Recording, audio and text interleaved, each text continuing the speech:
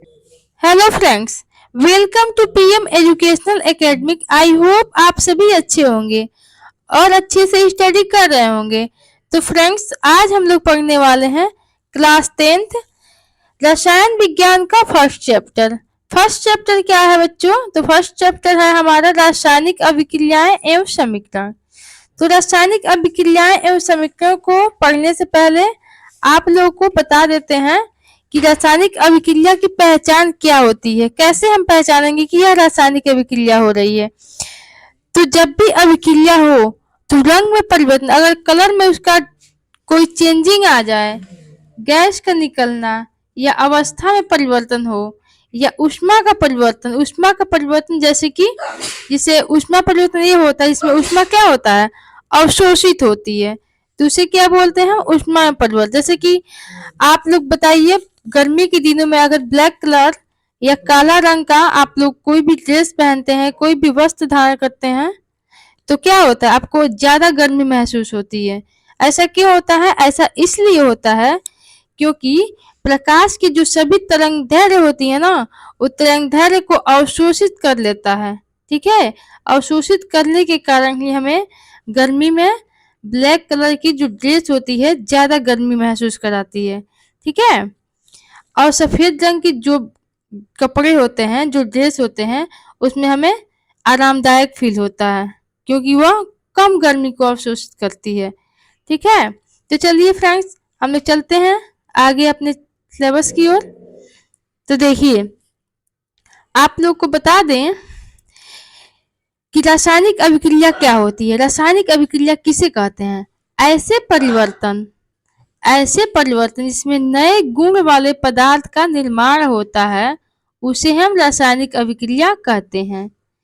ऐसे परिवर्तन जिसमें नए गुण वाले पदार्थ का निर्माण होता है, उसे हम क्या कहते हैं? रासायनिक अभिक्रिया कहते हैं। जैसे कि मान लीजिए कि दूध हो गया, दूध को हम लोग जब दही बना लेंगे, उसको दही जमा लेंगे, तो वो नया पदार्थ बन जाएगा ना, तो ये हमारा क्या हो जाएगा? रासायनिक अभिक्रिया हो जाएगा। ऐसे ही दूध से हम लोग पनीर भी बना सकते हैं। जब पनीर बन जाता है तो नया पदार्थ बन जाता है, वो हमारा क्या हो जाएगा? रासायनिक अभिक्रिया। क्योंकि हम पनीर से दोबारा वापस से दूध नहीं बना सकते है ना, तो हमारा क्या हो जाएगा? रासायनिक अभिक्रिया हो जाएगी। ऐसे ही जैसे कि लकड़ी का जलना, जब लकड़ी को जलाएंगे तो उसका चेंजिंग गैस किस में होगा? राख में हो जाएगा, राख बन जाएगा।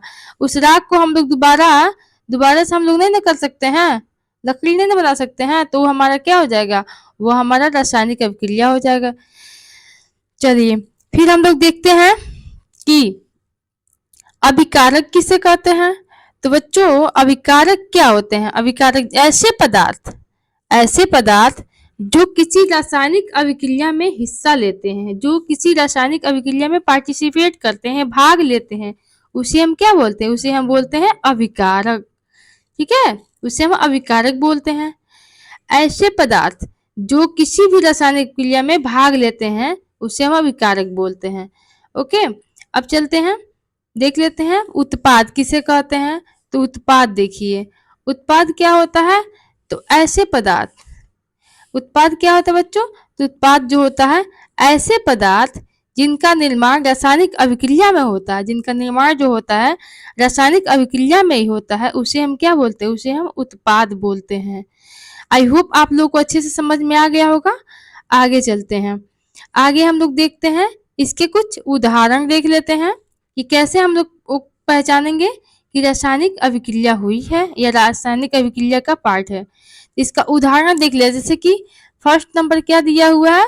फर्स्ट नंबर हमारा दिया हुआ है भोजन का पाचन।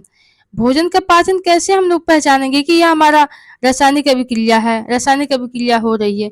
क्योंकि भोजन जब हम करते हैं तो वह ठोस रूप में होता है और वह जटिल जटिल कणों के रूप में होता है। तो उसे जब हम भोजन ग्रहण कर लेते हैं तो हमारे अंदर बहुत सारी मशीनें, ऐसे पेट के अंदर जो भी आंत में जो भी बहुत सारी मशीनें हैं, उसको तोड़ के सरल पदार्थ में क्या करती है? कन्वर्ट कर देती है। तो क्या हो जाता है? भोजन का पाचन है। जब भोजन अलग प्रकार से वो हो जाता है, तो कैसे उसका हम लोग दोबारा से भोजन बना पाएंगे? नहीं बना पाएंगे। ये हमारा क्या हो गया? ये हमारा भोजन का पाचन हो गया। क्योंकि जब पाचन हम लोग ऐसे इसीलिए होगा क्योंकि जब हम लोग भोजन करते हैं तो वह जटिल पदार्थ होता है और उसके बाद से वह सरल पदार्थ में क्या होता है, कन्वर्ट हो जाता है, बदल जाता है। इसके बाद से हम लोग देख लेते हैं श्वसन। श्वसन देखिए, श्वसन श्वसन क्या होता है? श्वसन भी हमारा रासायनिक अभिक्रिया होता है। कैसे होता है? क्योंकि श्वसन क्या होता है, यह एक जैव रासायनिक प्रक्रिया होता है जो सभी जीवों के अंदर होता है। कोई भी ऐसा जीव नहीं है जो श्वसन न करता हो। बिना श्वसन किए कोई भी जीव जो है पृथ्वी पर जीवित नहीं रह सकता है। तो सभी जीवों में श्वसन की आवश्यकता पड़ती है। श्वसन जो होता है वह एनिमल्स में भी होता है, प्लांट में भी होता है। पर प्लांट में श्वसन जो होता है एनिमल्स का अपोजिट होता है। क्योंकि हम एनिमल्स जो हैं, हम प्राणी कर सकते हैं, हम लोग क्या करते हैं, श्वसन के रूप में ऑक्सीजन को लेते हैं और CO2 कार्बन डाइऑक्साइड को बाहर निकालते हैं। ठीक है, वही हमारे जो प्लांट हैं वो क्या करते हैं, प्लांट जो होते हैं ना, वो कार्बन डाइऑक्साइड को क्या करते हैं, एब्जॉर्ब ग्रहण करते हैं और ऑक्सीजन को क्या करते हैं, बाहर निकालते हैं। ठीक है, इसे हम क्या कहते हैं, श्वसन कहते हैं। इसके बाद हम लोग देख लेते हैं लोहे पे जंग लगना। लोहे पे जंग लगना भी क्या है, यह हमारा रासायनिक अभिक्रिया है। लोहे पे जब जंग लग जाती है तो वह अलग प्रकार से हो जाता है, उसका मतलब कुछ चेंजिंग हो जाता है। जैसे कि मान लीजिए लोहे पे जंग लग गया, यह क्या है, रासायनिक अभिक्रिया है। ठीक है, लोहे पे भूरे रंग की जब परत जम जाती है और ऑक्सीजन से क्या करती है, ऑक्सीजन O2 जो होता है इससे प्रतिक्रिया यानी इससे रिएक्शन करती है। ठीक है, Fe जो होता है उसे क्या करती है, रिएक्शन करती है। Fe जो होता है उसे रिएक्शन करती है। तो क्या होता है, यह हमारा लोहे पे जंग लगता है और क्या बनाती है, जब रिएक्शन करती है तो आयरन ऑक्साइड बनाती है। इसे क्या कहते हैं, इसे धातु का संक्षारण कर, जैसे धातु क्या होता है, संक्षारण होता है, मतलब कि धातु नष्ट हो जाता है, खराब हो जाता है धातु। ठीक है, तो उसे ही हम क्या बोलते हैं, उसे हम जंग लगना बोलते हैं। ओके, फिर आगे हम लोग देख लेते हैं। आगे 4th नंबर क्या दिया हुआ है, मैग्नीशियम फीते का जलना। मैग्नीशियम फीते का जलना भी एक क्या है, यह एक रासायनिक अभिक्रिया है। कैसे रासायनिक अभिक्रिया है, देखिए मैग्नीशियम धातु क्या होती है, जब जलती है तो क्या होता है, वायु में जितनी भी ऑक्सीजन है सभी के साथ क्या करती है, वह अभिक्रिया करने लगती है। जब अभिक्रिया करती है तो मैग्नीशियम क्या होता है, मैग्नीशियम जो होता है ऑक्साइड नामक एक यौगिक बनाता है। ठीक है, तो इसे हम क्या बोलते हैं, मैग्नीशियम फीते का जलना, ये भी एक रासायनिक अभिक्रिया है। ठीक है, दही का बनना। दही का बनना भी क्या है, यह भी हमारा क्या है, यह भी हमारा रासायनिक अभिक्रिया है। क्योंकि जब एक बार दूध को दही बना लेते हैं तो पुनः उसको हम दूध के फॉर्म में नहीं ला सकते हैं, क्योंकि नया पदार्थ हमारा दही, दूध से दही बन जाता है। यह हमारा क्या होता है, यह हमारा रासायनिक अभिक्रिया होती है। क्योंकि जब दूध से दही बन जाता है तो क्या होता है, लैक्टिक अम्ल बन जाता है, नया पदार्थ क्या बनता है, लैक्टिक अम्ल बनता है। ठीक है, फिर हम लोग आगे देखते हैं। आगे हम लोग क्या देखना है, इसका तो हम लोग का उदाहरण देख लिए कैसे क्या होता है, आप लोगों को समझ में आ गया होगा। फिर हम लोग इसको देखते हैं, रासायनिक अभिक्रिया के परीक्षण देख लेते हैं। मतलब कि जो भी रासायनिक अभिक्रिया होती है उसमें क्या परिवर्तन, क्या चेंजिंग देखने को मिलता है। ठीक है, तो हम लोग देखते हैं इसको। जैसे कि जब इसका परीक्षण करते हैं, इसको ऑब्जर्व करते हैं, तो हम लोग ये देखते हैं कि उसमें क्या हुआ। इसको परीक्षण के बाद इसको ऑब्जर्व करना, इसको देखना, इसको समझना। ठीक है, तो देखते हैं तो क्या होता है, पहले देखते हैं कि अवस्था में परिवर्तन होता है। कैसे अवस्था में, जैसे कि मान लीजिए लोहे में जंग लग गया तो पहले की जो लोहा थी उसका शेप कुछ और होगा, उसका कलर कुछ और होगा। और जब रासायनिक अभिक्रिया हो रही है, जब उसमें जंग लग गया तो उसका क्या हो जाएगा, उसका आकार कुछ और चेंज हो जाएगा। ठीक है, उसका कलर कुछ और चेंज हो जाएगा। ठीक है, रंग में परिवर्तन, यानी कि पहले कुछ और कलर का होगा लोहा, जब जंग लग गया होगा तो कुछ और कलर का दिख रहा होगा, गोल्डन कलर का दिखने लगता है। पहले क्या होता है, ज्यादातर भूरे कलर में होता है। ठीक है, उसके बाद से देखते हैं तापमान में परिवर्तन। तापमान में परिवर्तन दोस्तों बता दें कि जैसे कि तापमान, कभी ताप क्या होता है, कभी ताप में वृद्धि होती है, कभी कमी होती है, कभी ताप बढ़ता है या कभी घटता है। तो उसके आधार पे यह परिवर्तन होता रहता है। गैस का उत्सर्जन, गैस का उत्सर्जन क्या होता है, जैसे कि कोई भी गैस, वायुमंडल में बहुत सारी गैसें उपस्थित है, जैसे कि कुछ अनावश्यक गैस जो हमारे लिए क्या होती है, नुकसानदायक होती हैं, जो हमें उसके वजह से हमें बहुत सारी बीमारियों का सामना करना पड़े। जैसे कि वायुमंडल में अगर कार्बन डाइऑक्साइड गैस अधिक हो जाए या मीथेन गैस अधिक हो जाए या नाइट्रस ऑक्साइड अधिक हो जाए तो क्या होता है, ये सब गैसें जो होती हैं बीमारी की कारण होती है, जिससे हमें क्या होती है बहुत सारी बीमारी। जैसे कि अभी आप लोग देखे ही हैं कि क्या हुआ है, कोरोना वायरस आया था, था, वो भी बहुत मतलब सर्च के बाद पता चला कि हाँ, वो भी गैस की वजह से ही हो रही थी, ठीक है। वायुमंडल में गैस की मात्रा कार्बन डाइऑक्साइड की अधिक हो गई थी, ठीक है। जैसे नाइट्रस ऑक्साइड हो गया, ये सब गैसें हानिकारक गैस है। अगर वायुमंडल में अधिक हो जाती हैं तो क्या होती है, ऑक्सीजन की कमी होने लगती है। इससे हमें क्या होता है, जैसे हम लोग सांस की प्रॉब्लम के शिकार हो, जैसे कि दमा, अस्थमा, ये सब प्रॉब्लम हमको देखने को मिलती है। ओके, फिर चलो बच्चों हम लोग देख लेते हैं आगे। रासायनिक अभिक्रिया को प्रदर्शित करना, कैसे हम रासायनिक अभिक्रिया को क्या कर सकते हैं, प्रदर्शित करते हैं, ठीक है। तो हम लोग देखते हैं रासायनिक अभिक्रिया को प्रदर्शित करना। पहले तो हम लोग इसका एक शब्द समीकरण बनाएंगे और फिर एक रासायनिक समीकरण। शब्द समीकरण में क्या होता है, जो भी हम लोग बनाएंगे, जैसे कि अभिकारक होता है वो क्या करता है, उत्पाद बनाता है। कैसे बनाता है अभिकारक, जैसे कि देखिए यहाँ पे जिंक है, ठीक है, यहाँ पे जिंक है, जो कि दिखा रहे हैं, यहाँ पे जिंक है। जिंक क्या किया है, सल्फ्यूरिक अम्ल के साथ रिएक्शन किया है और क्या बना है, जिंक सल्फेट बना है, और हाइड्रोजन गैस क्या हुआ, हाइड्रोजन गैस बाहर निकाल दिया, ठीक है। जो जिंक सल्फ्यूरिक अम्ल और जिंक ये क्या है, यह अभिकारक का काम कर रहा है, ठीक है, जिसको एलएसएस बोलते हैं, जैसे लेफ्ट हैंड साइड। और जो यहाँ पे उत्पाद बन रहा है जिंक सल्फेट और हाइड्रोजन, यह क्या है, उत्पाद बन रहा है, जिसे हम आरएचएस बोलते हैं, ठीक है, राइट हैंड साइड। जो इसके बाद से इसका रासायनिक समीकरण देखते हैं, जैसे कि Zn हो गया, Zn प्लस H2SO4, ये हमारा LSS पार्ट हो गया। और उसके बाद से Zn SO4 प्लस H2 हमारा क्या हो गया, यह RSS पार्ट हो गया। इसके बाद से हम लोग देख लेते हैं, यह RSS पार्ट हो गया, ठीक है। इसके बाद हम लोग देख लेते हैं आगे।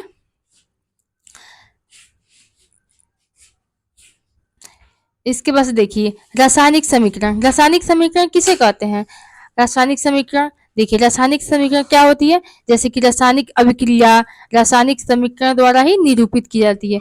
जो भी रासायनिक अभिक्रिया होती है वो रासायनिक समीकरण के द्वारा ही प्रदर्शित की जाती है, प्रदर्शित मतलब दिखाई जाती है, लिखी जाती है, ठीक है।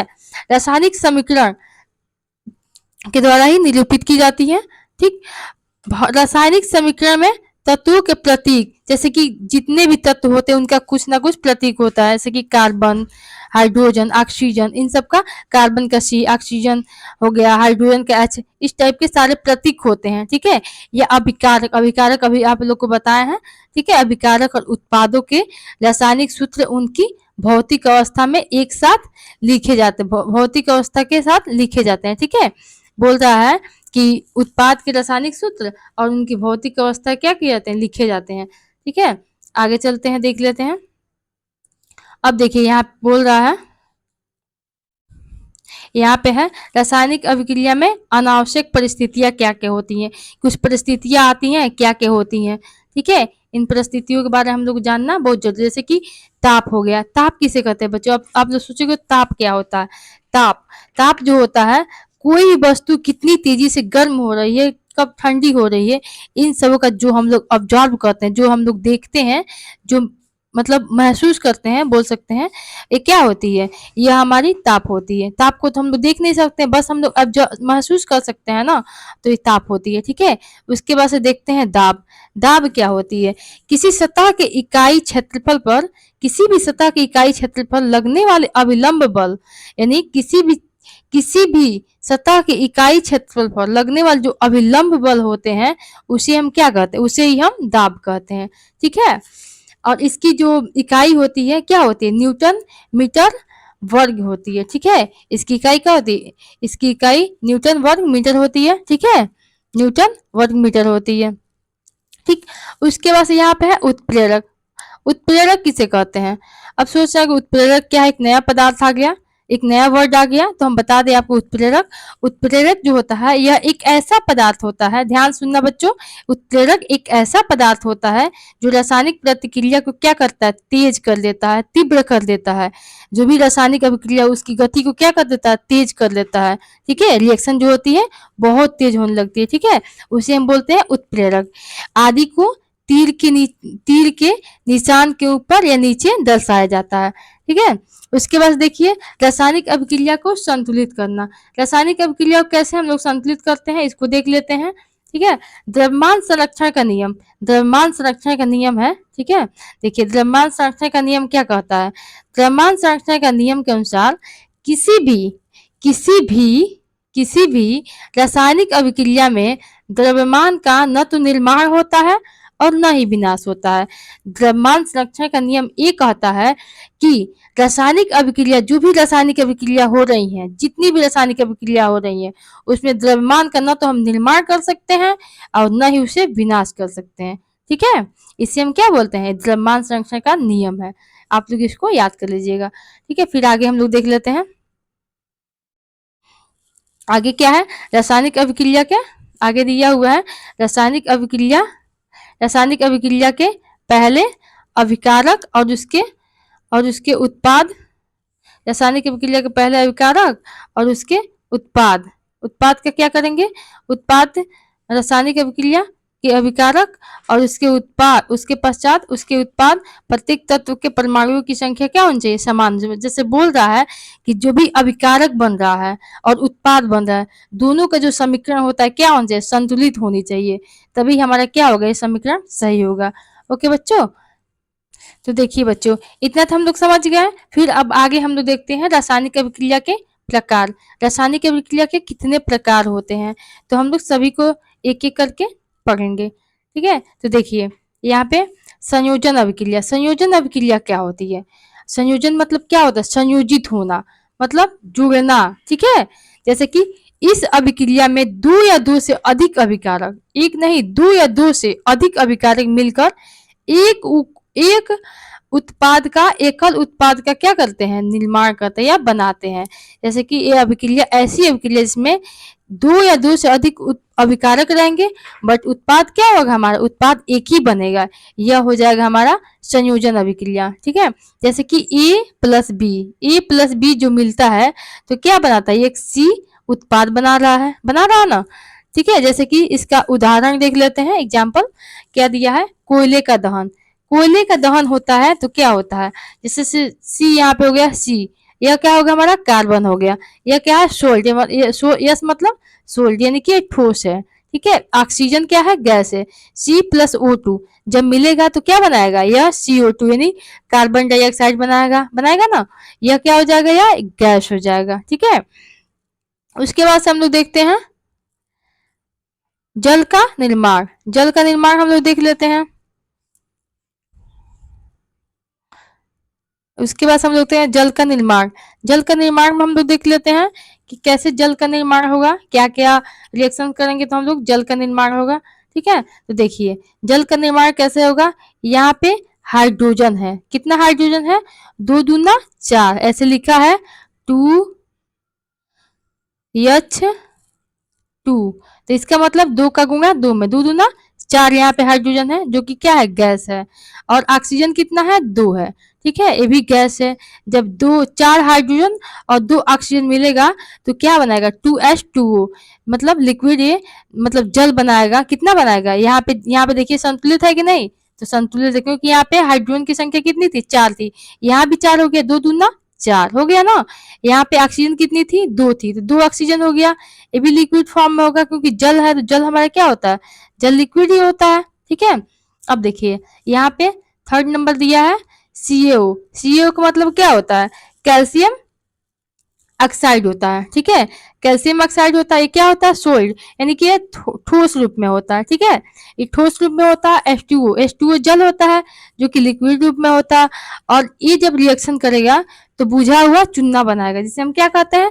जिसे कैल्शियम हाइड्रोक्साइड भी कहते हैं, जो कि क्या होता है? CaOH का ट्वाइस होता है।